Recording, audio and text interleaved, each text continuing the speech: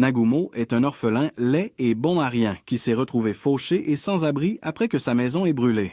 Cependant, sa vie change quand une méchante avec de gros melons l'invite à vivre avec elle pour qu'elle puisse partager sa baguette magique avec toutes les bombes de son dortoir. Tout commence le jour où Nagumo s'effondre au bord de la route après avoir passé d'innombrables jours à partager des restes de poubelles avec les sans-abri. Juste avant de rendre l'âme, il entend une nana parler, alors il lève les yeux et voit une fille nommée Minoru qui lui demande ensuite ce qu'il préfère manger. Quelques minutes plus tard, il finit la nourriture qu'elle a préparée et essaie de la remercier, mais elle lui dit de ne pas s'en faire et se penche pour manger un gâteau de poisson sur son visage. Nagumo a peur qu'elle n'essaie de manger autre chose, alors il s'enfuit pour prendre un bain et se demande comment elle peut avoir une si grande maison tout en se préparant pour un bain. En entrant dans le bain, il voit 3 autres filles et son esprit s'éteint temporairement sous le choc. Alors que Frey commence à rire du cure-dent qu'il a apporté une autre nana, nommée Athina, vient de rentrer de ses cours et décide de prendre un bain elle aussi. Après avoir salué Minoru, elle demande lesquelles des filles sont actuellement dans le bain avant de voir Nagumo courir vers elle. Après l'avoir percuté, il essaie immédiatement de s'excuser, mais Kuria le plaque au sol, tandis que Frey essaie de trouver un moyen de le punir. Juste à ce moment-là, Serena lui dit d'arrêter parce qu'Athina a déjà perdu la moitié de sa matière grise à cause du choc. Quelques minutes plus tard, Minoru explique qu'elles sont toutes étudiantes et qu'elles vivent ensemble dans le dortoir et elle le présente aux autres avant qu'elle ne lui demande comment il connaît Minoru. Après qu'il a expliqué son histoire de vie tragique, leurs expressions pitoyables le mettent mal à l'aise, alors il décide de parler de son dévouement à trouver un emploi et à recommencer sa vie. Elles anéantissent alors ses espoirs en lui rappelant que personne ne sera ravi d'embaucher un abo sans abri. Au lieu de l'envoyer dans un orphelinat, Minoru lui demande s'il aimerait travailler comme gardien du dortoir, mais les filles lui rappellent qu'Athina déteste l'espèce masculine de tout son être. Quelques instants plus tard, Minoru explique pourquoi elles doivent aider Nagumo, mais Athina refuse toujours qu'il reste au dortoir et décide plutôt de déménager. Quand Nagumo lui demande pourquoi elle est allergique aux hommes, elle lui explique qu'elle n'a grandi qu'avec des femmes et n'a jamais appris à gérer les hommes parce que son père était un bon à rien jusqu'à ce qu'elle entre à l'université. Après avoir expliqué plus en détail comment sa première vision d'un homme sur le point de tripoter sa colocataire a fait gonfler son nez, Minoru dit qu'elle s'attendait déjà à sa réaction avant de demander à Nagumo s'il a besoin d'aide pour déballer ses affaires. Il refuse ensuite d'être la raison pour laquelle Athina doit trouver un autre logement et court l'arrêter. En entendant sa voix, Athina appuie sur l'accélérateur pour s'échapper jusqu'à ce qu'il la supplie d'arrêter de courir. Soudain, elle s'arrête et dit qu'elle essaie seulement de se protéger de son genre, alors il lui dit de ne pas s'inquiéter, car il a déjà décidé de retourner vivre dans une benne à ordures. Au coucher du soleil, Athina commence à retourner au dortoir, mais après s'être souvenue de ce que Minoru a dit à propos de Nagumo étant sans abri, elle se demande si le laisser retourner à cette vie était une bonne idée. Quelques minutes plus tard, Nagumo trouve un banc de parc pour s'asseoir, mais le froid le rattrape rapidement, alors il décide de dormir. À peine quelques minutes après qu'il se soit endormi, Athina apparaît et décide de le ramener au dortoir, mais il se réveille en chemin et tient accidentellement une cruche. Comme toujours, le choc lui fait frire les dernières cellules grises qui lui restent, alors Nagumo finit par devoir la ramener au dortoir. Quand ils arrivent, enfin, Minoru et les autres l'accueillent, et il est impatient de voir ce qui va suivre. Tôt le lendemain, il termine les travaux de jardinage et essaie de voir s'il reste quelque chose à faire avant d'entendre des femmes dire que tous les occupants du dortoir sont des parias psychotiques. Après que d'autres femmes passent et demandent comment on a pu laisser des pervers pareils avoir un dortoir entier pour eux, Nagumo décide d'aider les filles à redorer leur image et commence sa mission en montant à l'étage pour enlever les ordures. En voyant qu'elles ont transformé le couloir en danger biologique, il décide de commencer par la chambre de Minoru, car elle semble être la seule à vivre comme un être humain normal. Il sonne alors et manque de peu de se faire dessus quand son alarme d'urgence se déclenche, mais le choc augmente encore quand elle sort avec ses atouts à l'air. Il parvient à garder son sang-froid et lui demande si elle peut se couvrir et lui donner les ordures, mais après qu'elle lui explique que l'aération aide à ses recherches, il lui dit de laisser les ordures devant la porte et s'éloigne en rampant pour échapper à la tentation.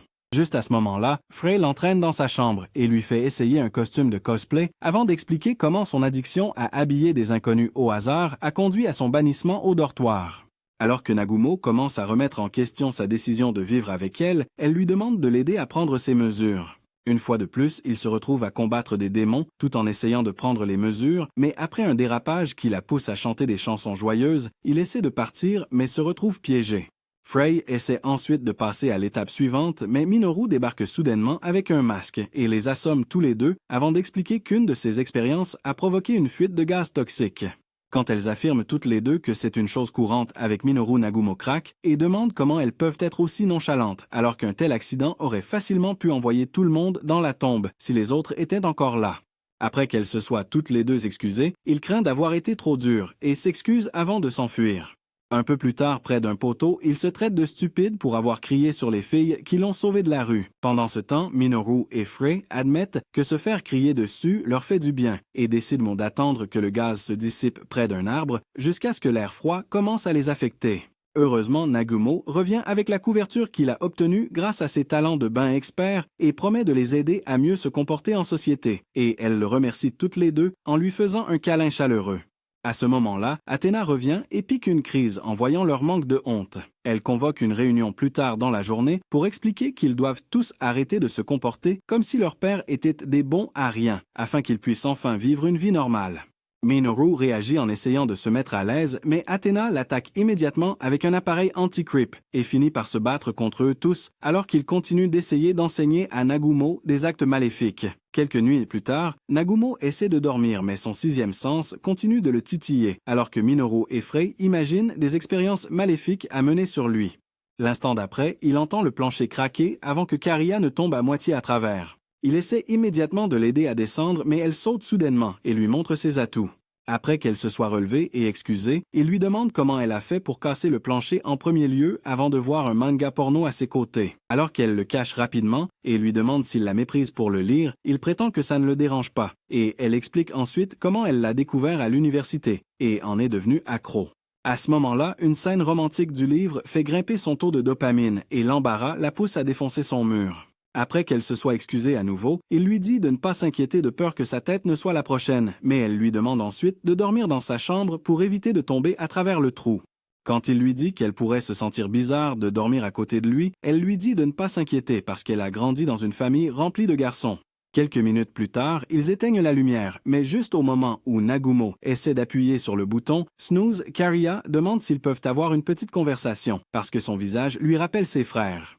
Nagumo fait alors l'erreur de penser que ses intentions sont pures et accepte avant de se retrouver pris dans une clé de bras. Pendant qu'elle profite de cette occasion pour se faire masser rapidement, Nagumo commence à taper pour abandonner jusqu'à ce qu'elle réalise que son bras est sur le point de se casser et se retire pour implorer son pardon. Comme toujours, il agit comme si la tentative de meurtre n'était pas grave et prétend avoir accepté qu'ils aient tous une case en moins avant de demander qu'elle fasse au moins un effort pour reconnaître qu'il est un homme. Juste à ce moment-là, il commence à penser que c'est lui le problème, alors il s'enfuit avec son tapis et décide de dormir dans sa chambre à la place. Après lui avoir souhaité une bonne nuit, elle se recouche et essaie de comprendre les émotions qu'il vient de lui faire ressentir pendant qu'il prie pour qu'elle n'endommage pas davantage sa chambre. Quelques minutes plus tard, Seren entre dans la pièce et s'accroupit avant de dire qu'elle voulait demander à Kuriya une collation de minuit. Quand elle voit le trou dans le plancher et propose de s'en occuper s'il devient son serviteur, la somnolence l'amène à accepter sans bien comprendre ce qu'elle voulait dire et elle se penche soudainement pour l'embrasser. Tôt le lendemain, Athina le voit préparer le petit déjeuner pour tout le monde et lui demande pourquoi, alors il lui rappelle que prendre soin d'eux est maintenant sa responsabilité. Juste à ce moment-là, Minoru sort de manière inappropriée, alors Athina commence immédiatement à l'attaquer pendant qu'il regarde gratuitement. Après que Kuriya soit également sorti pour voir ce qu'il prépare, Seren mange une portion de sa cuillère et le félicite d'être un bon serviteur, ce qui lui rappelle le baiser de la nuit dernière. Quelques instants plus tard, il les sert, mais au lieu de manger, Minoru, Frey et Kuriya commencent tous à demander un peu de son temps pour qu'ils puissent s'amuser, tandis qu'Athina se demande comment ils semblent tous si proches de lui déjà. Quand Seren lui dit de lui préparer le dîner, la curiosité d'Athina se transforme en choc car elle craint qu'ils ne lui aient tous fait quelque chose d'effrayant. Après qu'ils lui aient tous également demandé de préparer le dîner, il décide d'aller faire les courses et demande de l'argent, alors Minoru lui montre la tirelire avant qu'Athina ne décide de le suivre pour comprendre comment il les a tous facilement conquis. Minoru, lui, demande ensuite si elle peut vraiment sortir avec lui, et elle fait comme si c'était une promenade de santé, alors elle lui fait faire un câlin. Malgré cela, elle parvient à minimiser le sang versé et se bouche le nez avec des masques lorsqu'ils finissent par sortir. Avant d'entrer dans le magasin, Nagumo essaie de la faire changer d'avis, mais elle lui dit de ne pas s'inquiéter et finit par y arriver. Alors il exprime sa fierté de voir qu'elle a choisi d'affronter ses peurs. Après qu'il l'ait également remercié d'être la raison pour laquelle il a maintenant un foyer, elle repense à ce jour et réalise qu'il est la raison pour laquelle elle a cessé d'être une lâche sans colonne vertébrale. Juste à ce moment-là, elle comprend enfin qu'il est juste un maître Riz naturel, alors elle essaie de rentrer chez elle en courant mais finit par heurter deux types au hasard. Elle sent immédiatement le sang lui monter à la tête et essaie de le dissimuler, mais Nagumo la saisit soudainement et court jusqu'à un minuscule café. Après quelques minutes, son silence commence à le déranger, alors il s'excuse de l'avoir portée sans demander la permission, mais elle lui demande soudainement s'il peut commencer à la traiter comme une grande sœur. Il passe ensuite les minutes suivantes à l'appeler Oni-chan jusqu'à ce que les hormones de l'amour lui fassent vivre le nirvana. Quand elle finit par retrouver ses esprits, elle décide d'aller plus loin en lui tapotant la tête et en promettant de toujours veiller sur lui, mais sa jupe tombe accidentellement. Elle essaie alors frénétiquement de la remonter jusqu'à ce qu'elle glisse et manque de l'envoyer ad patre. Plus tard dans la soirée, il leur sert à tous le dîner comme prévu, mais quand Minoru et les autres essaient d'utiliser la nourriture pour se rapprocher à nouveau, Athina l'éloigne avant de dire qu'elle se consacrera à le protéger comme une sœur aînée.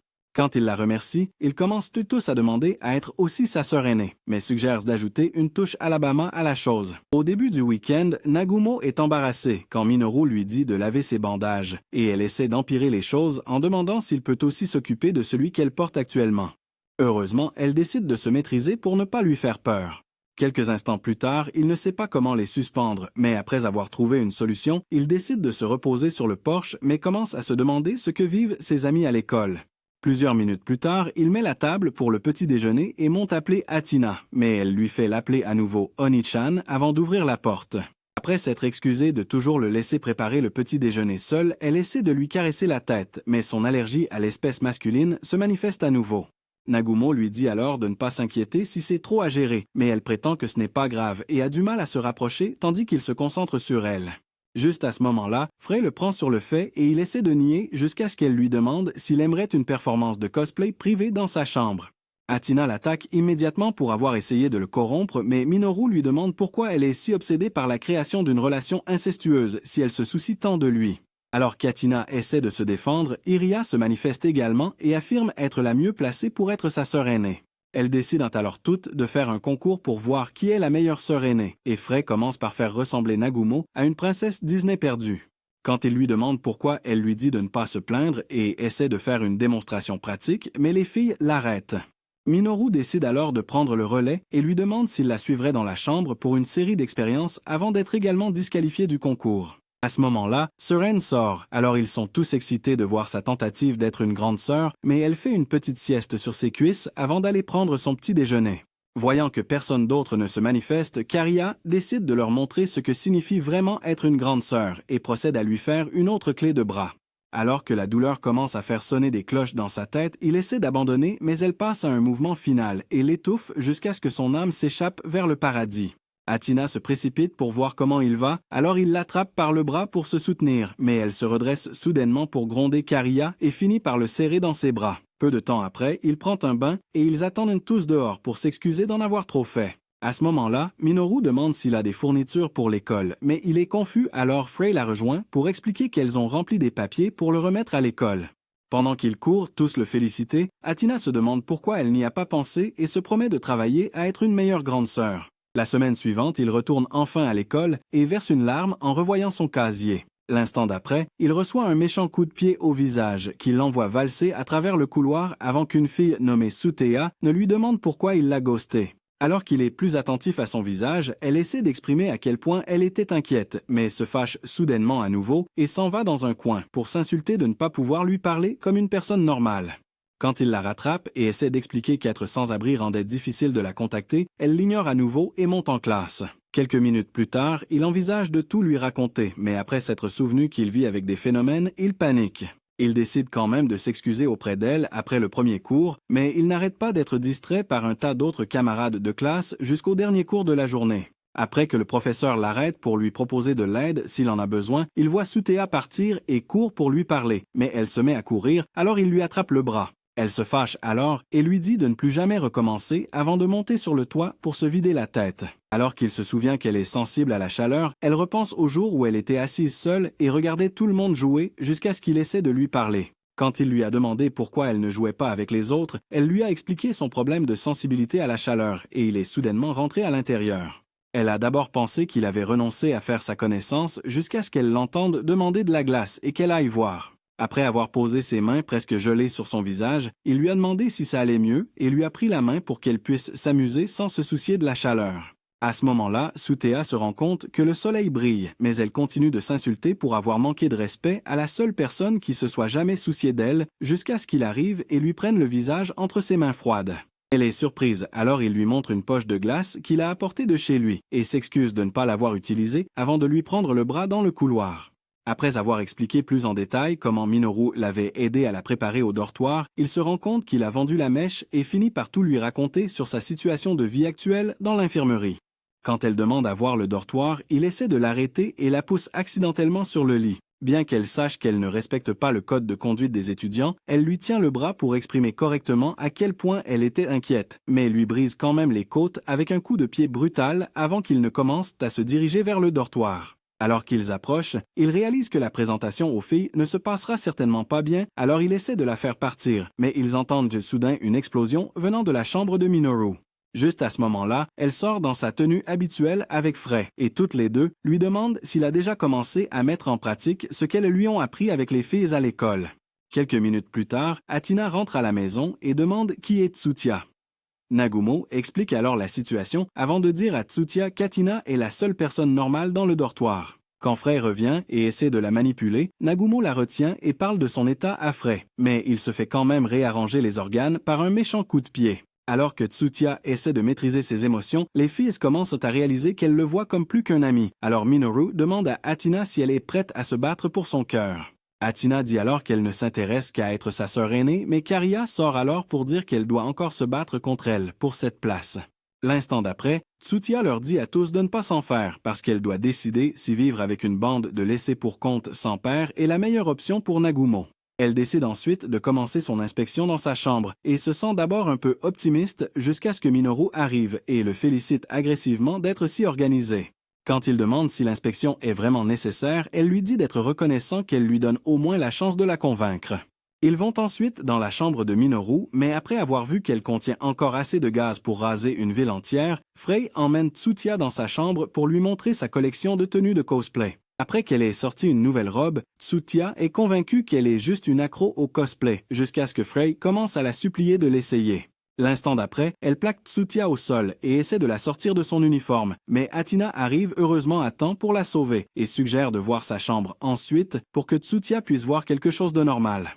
Une fois à l'intérieur, Tsutia avoue que sa chambre est encore plus ennuyeuse que le nouveau film Blanche-Neige, mais Nagumo tombe amoureuse de son apparence et complimente son goût avant qu'elles ne remarquent toutes les deux que Tsutia est sur le point de craquer. Kuria propose alors de se racheter et montre à Tsutia sa collection de romans à l'eau de rose, ce qui la calme jusqu'à ce que Kuria voie une scène torride et brise son propre mur.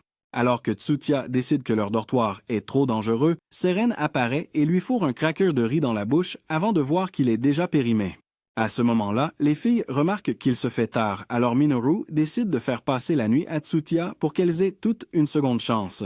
Après qu'elle a accepté à contre-cœur de dormir dans la chambre d'Athina pour éviter les folles, comme Frey Athina l'aide à se changer et lui prépare un lit, mais elle voit bien qu'elle la déteste toujours. Elle décide quand même de s'assurer que Tsutia se sente bien et rampe vers elle pour lui demander comment était Nagumo quand elles sont devenues amies. Tsutia lui répond alors qu'elle n'est pas la bonne personne à qui demander, car elle n'aurait jamais cru que son amie d'enfance serait capable de survivre en tant que gardienne de dortoir pour 5 filles mentalement instables. En voyant l'air embarrassé sur son visage, elle se fâche et dit que Nagumo est injuste avant de retourner en courant dans la chambre d'Athina. À la table du petit déjeuner, plusieurs jours plus tard, Nagumo remarque l'attitude étrange d'Athina et de Kuria. Alors il leur demande si elles n'aiment pas la nourriture, mais elles répondent à peine et le remercient pour le repas avant de partir.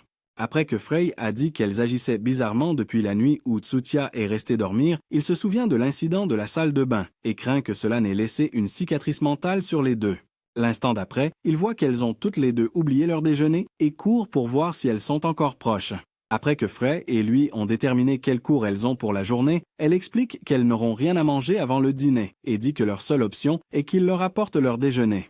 Il lui rappelle alors que c'est une université réservée aux filles, mais elle lui dit de ne pas s'inquiéter. Une demi-heure plus tard, il se présente déguisé en femme et court à l'intérieur pour éviter la sécurité. Après que 2 filles essaient de lui faire visiter les lieux et comprennent qu'il est en fait un garçon, il se remet à courir et heurte une autre fille dans le couloir. Alors qu'elles essaient toutes les deux de l'aider à se relever et remarquent aussi qu'il porte un déguisement, Athina apparaît et manque de mourir de choc. À ce moment-là, les deux premières filles arrivent et essaient de l'emmener, mais Athina le serre soudainement contre elle et dit qu'ils sont frères et sœurs avant de l'emmener dans un endroit privé pour lui demander pourquoi il est venu.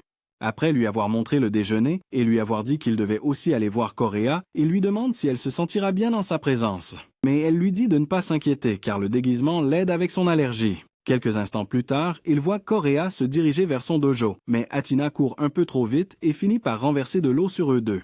Dans les vestiaires, quelques instants plus tard, ils s'excusent tous les deux et décident de se changer. Nagumo essaie de partir, mais il entend les filles de tout à l'heure qui le cherchent encore.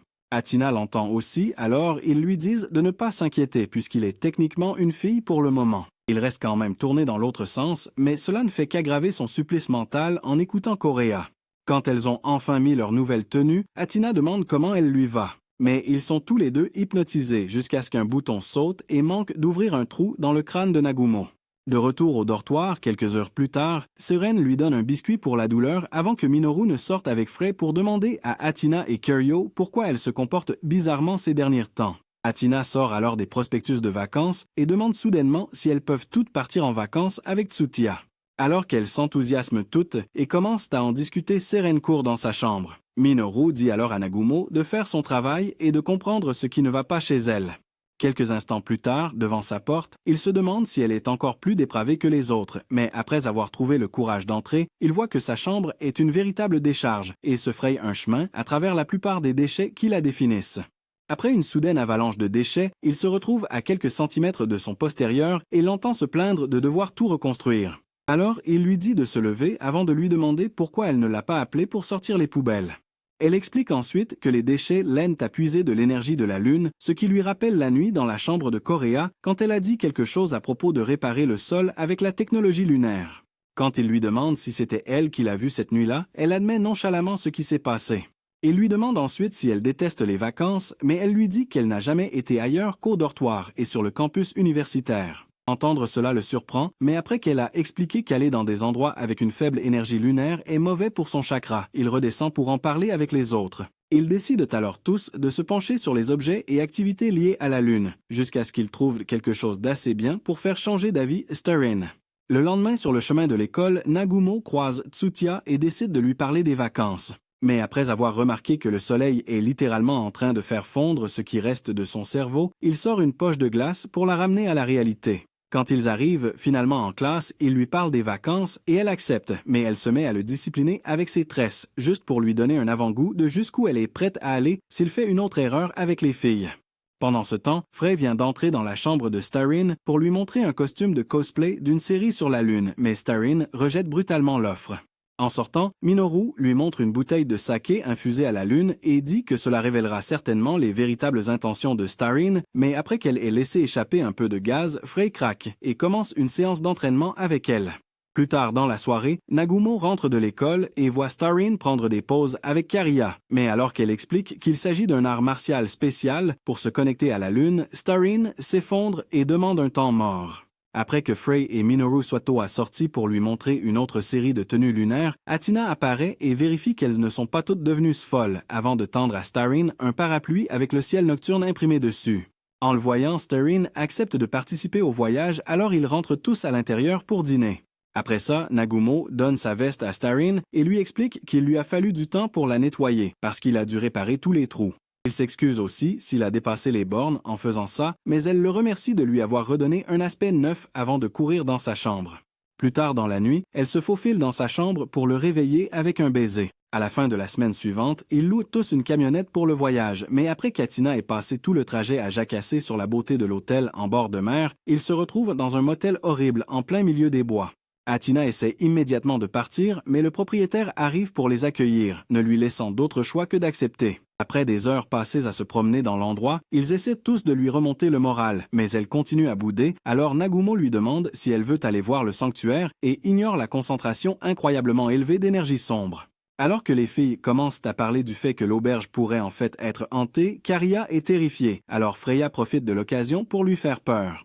Alors qu'elle s'accroche à Nagumo, Tsutia se met en colère et les attaque tous les deux avec ses cheveux, tandis qu'Athina recommence à bouder. Quelques heures plus tard, ils se mettent tous dans le bain et disent à Athina, à tour de rôle, d'arrêter de s'en vouloir, car au moins, ils peuvent promettre de profiter d'un bain incroyable avec une vue imprenable.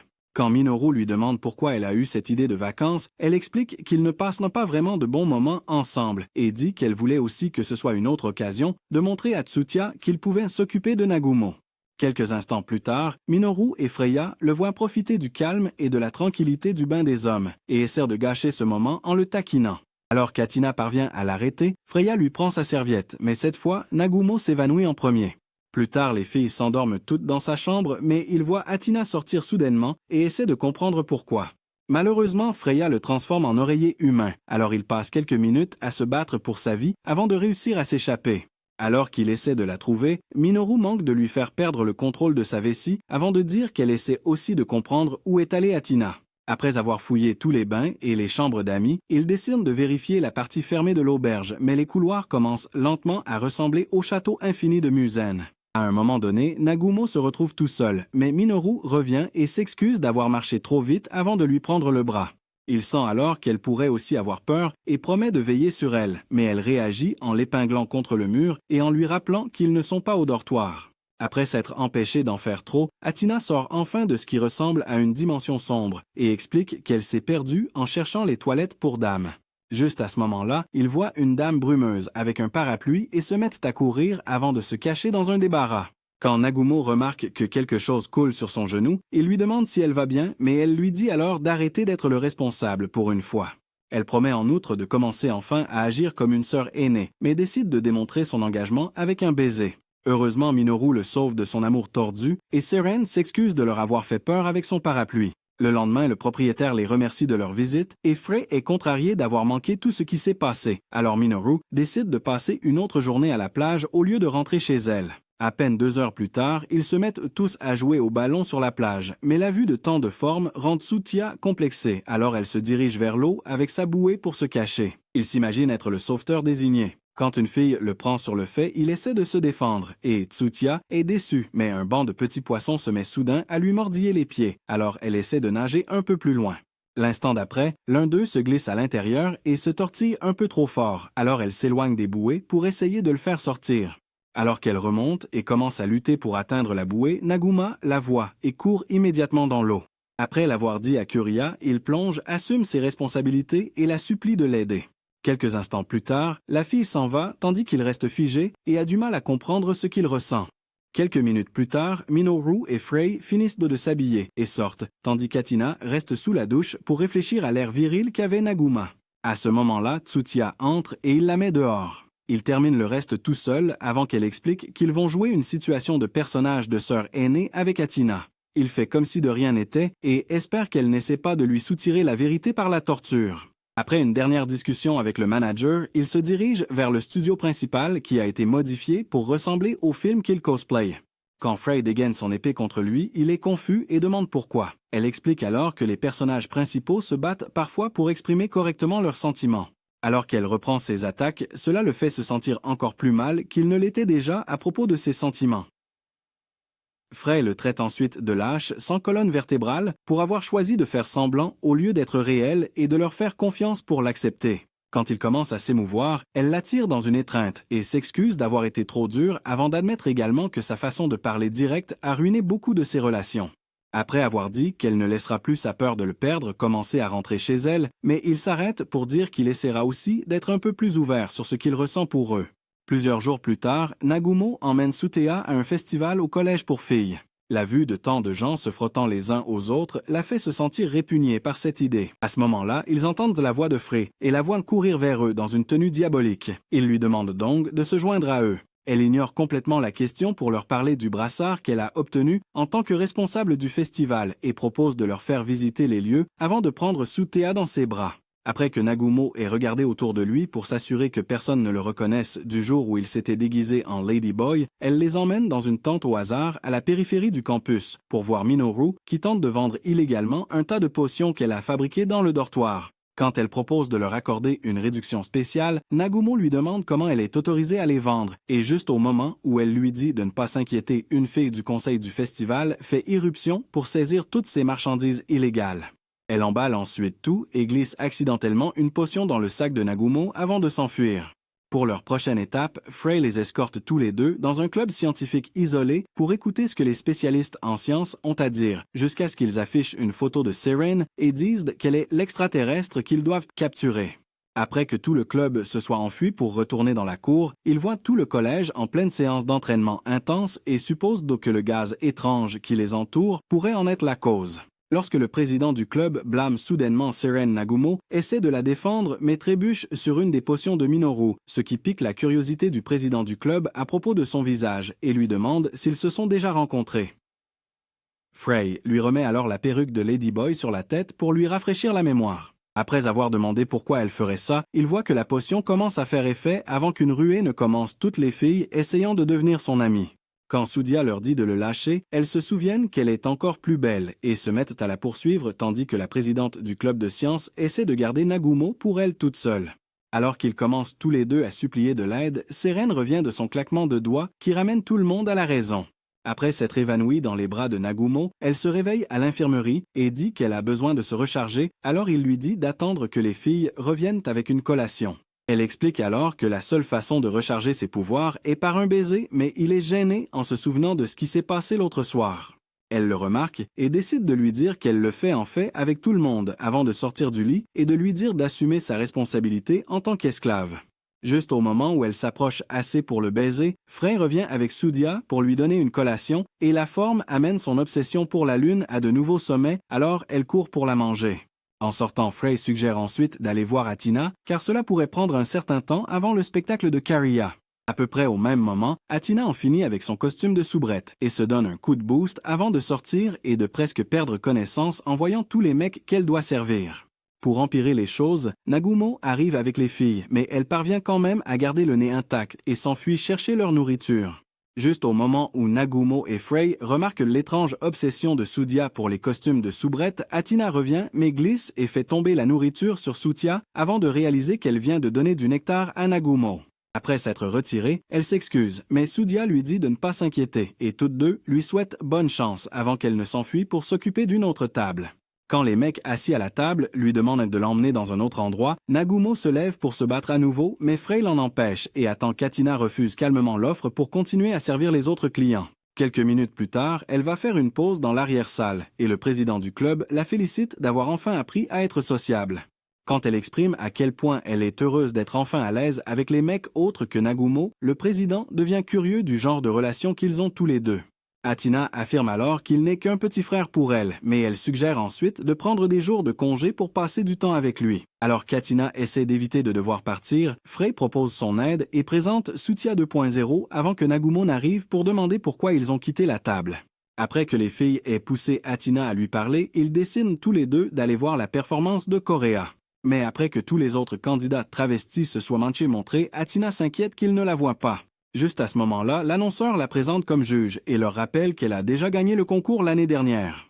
Alors que tout le monde, y compris, Athena commence à faire comme s'il regardait MJ Nagumo, décide de prendre une boisson pour supporter la chaleur. Mais il réalise alors qu'il vient d'avaler une potion de vérité fabriquée par Ninro. Après le concours, Athena et Correa se complimentent à tour de rôle pendant qu'il se tient la bouche fermée pour éviter de dire une bêtise.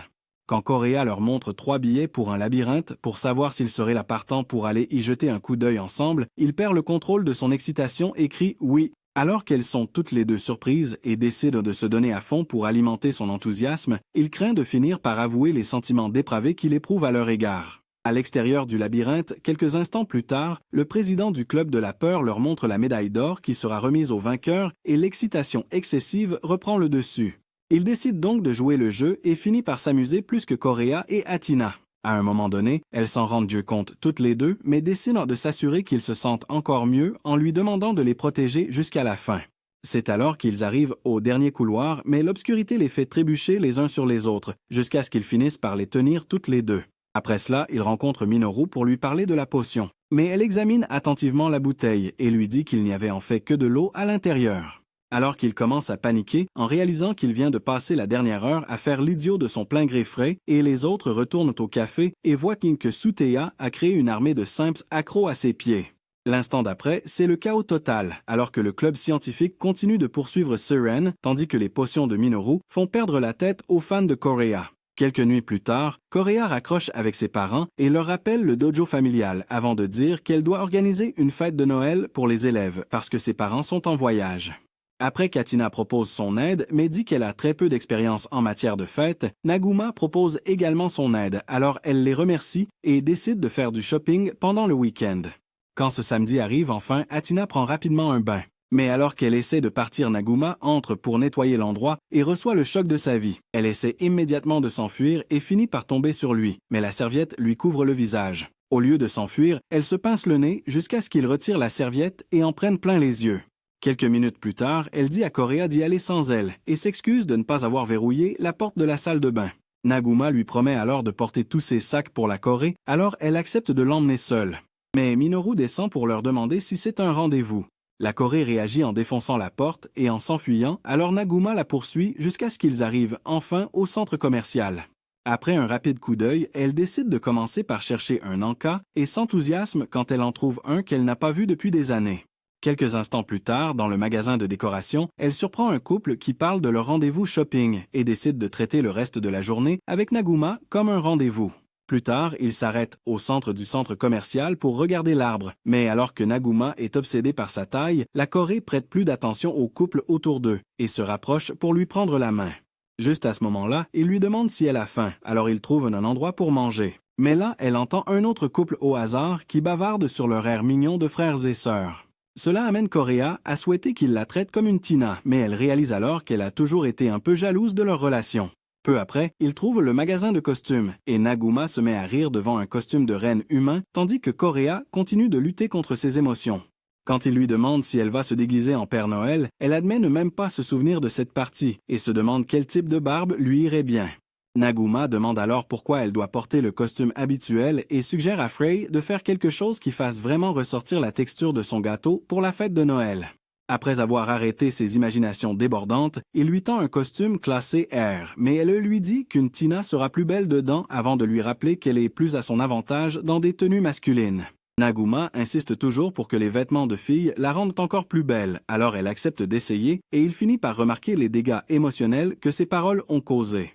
Plus tard dans la journée, Frey accepte de l'aider pour le costume et dit qu'elle doit prendre leurs mesures immédiatement parce qu'elle a d'autres projets dans quelques jours. Alors qu'elle sort le maître ruban pour commencer, Naguma essaie de partir, mais elle l'attache avec et le force à regarder jusqu'à ce qu'il en ait marre et s'éloigne en rampant. Le jour de la fête de Noël, il surprend une Tina encore l'empêchant de participer, car elle est trop malade pour aider, mais après que Korea accepte qu'ils doivent juste trouver quelqu'un d'autre, Siren arrive en se plaignant de l'influence de la lune sur son état d'esprit actuel.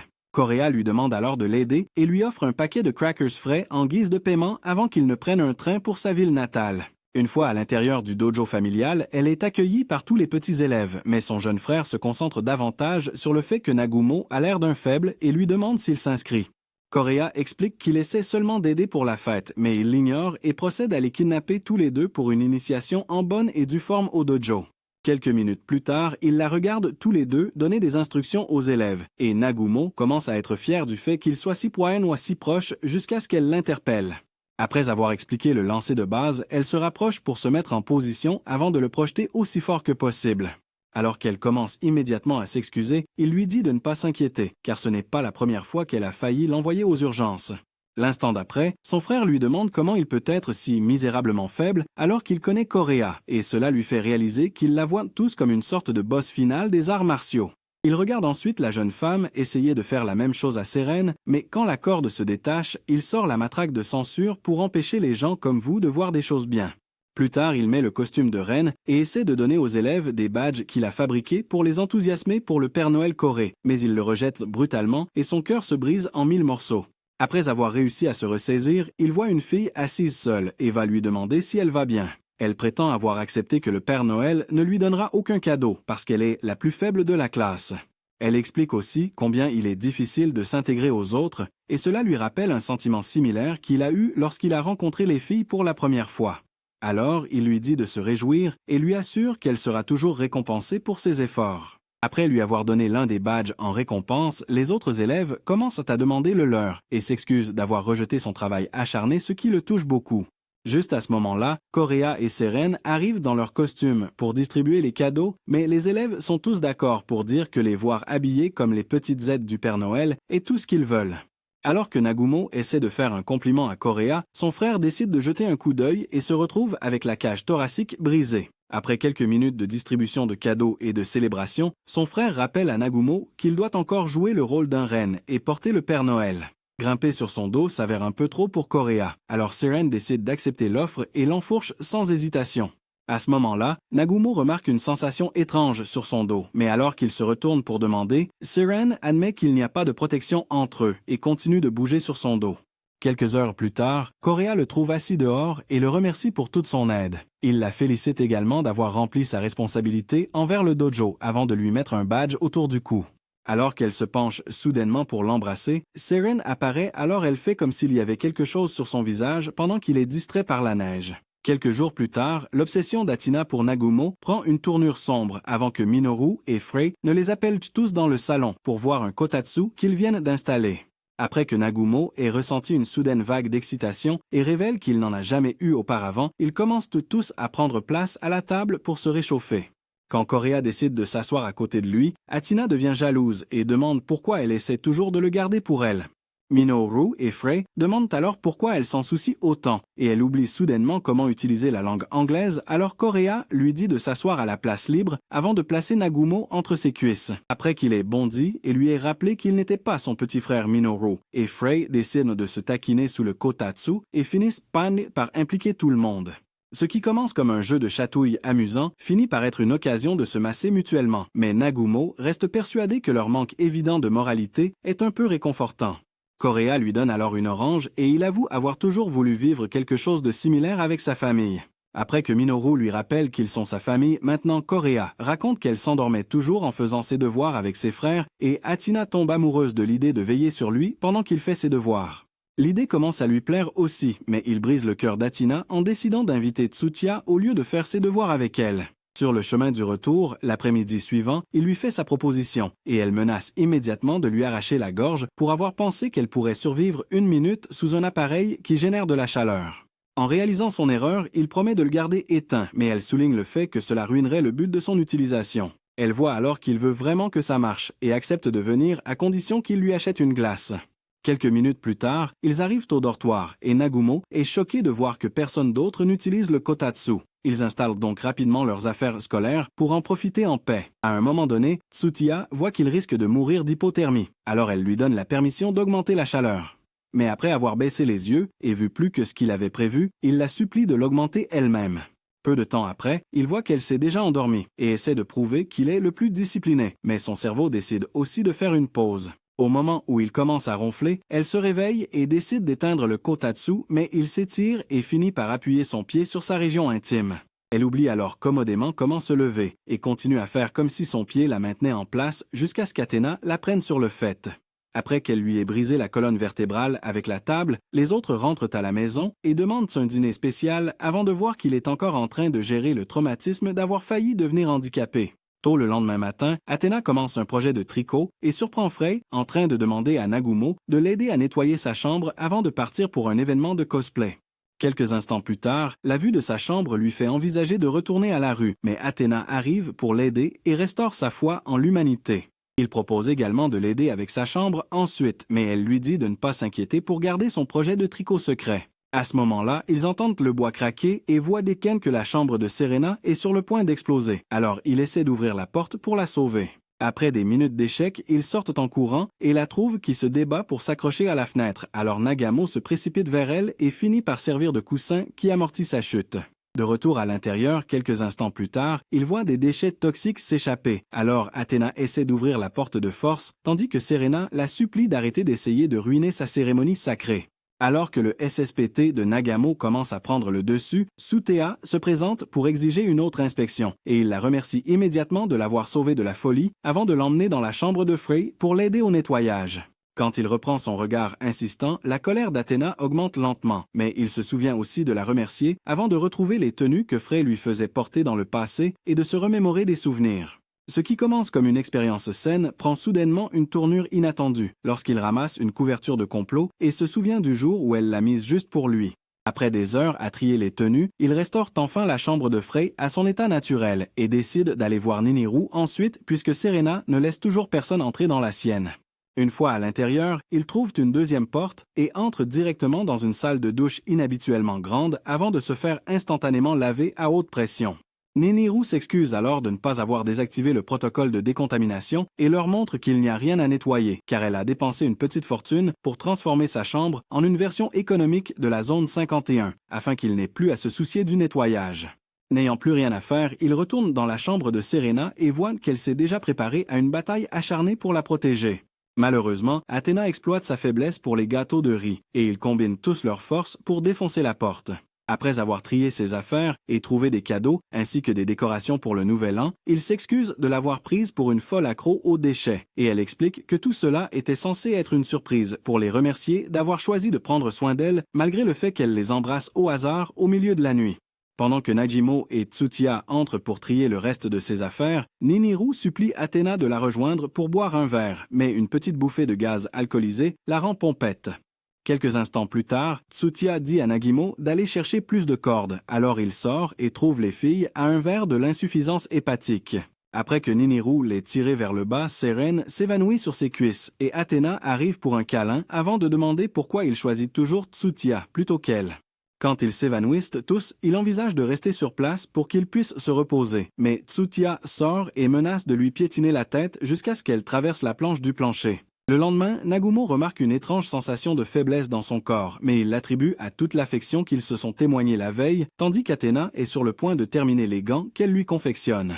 Quelques minutes plus tard, il commence à servir le petit déjeuner, tout en discutant avec les filles de leurs projets pour l'été, et ignore complètement un soudain problème technique qui lui fait renverser la soupe.